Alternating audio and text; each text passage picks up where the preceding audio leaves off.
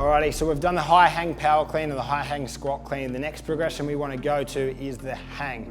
And now the hang is pretty much anywhere from the bar being off the floor. We talk about the hang as the knee hang, so what we're going to do is bring that bar down to the kneecap. We'd like it just sort of on that patella tendon, and it's sort of like that next step between the high hang and the floor for us. So we teach it from here, and what we want to focus on is actually driving the knees back as far as you can so that you feel that tension in the hamstrings. We've still got our armpits directly above the bar. So what we want to do is just get used to hanging out there. We've got that perfect Romanian deadlift setup pretty much. So we'll go back down to the knee, we're going to pause there.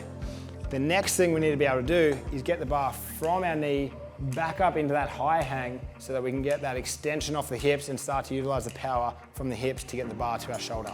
So you can see exactly what he just did there was as he extends, he pulls the bar back into his body and tries to extend his hips at the same time that he pulls the bar into his body, creating two opposing forces and therefore more force production. So the best way to do that is actually just to sort of cock the hips, let the bum just travel back and create a little bit of a gap between you and the bar, and then just pull the bar into your body and just get used to feeling what that feels like to have the bar bouncing off your quads. Now when I say that, we need to make sure we don't go to the other extreme and let the bar come too far away from the body. So show me, yeah. You see a lot of people doing this from the start and allowing that body to sort of go too soft and bounce the bar off. So it's the combination of keeping the lats tight, but also allowing the hips to squeeze at the same time so that when we go to extend, we get a vertical bar path. Cool, so what we're gonna do, let's just go one rep from the knee to the hip. So nice and slow to start with, the bar stays under the chest, we stand tall and we extend the hips.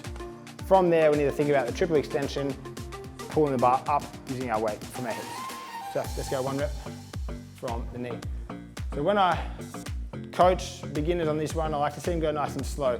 So travel the bar nice and slow from the knee, get the bar to the hips.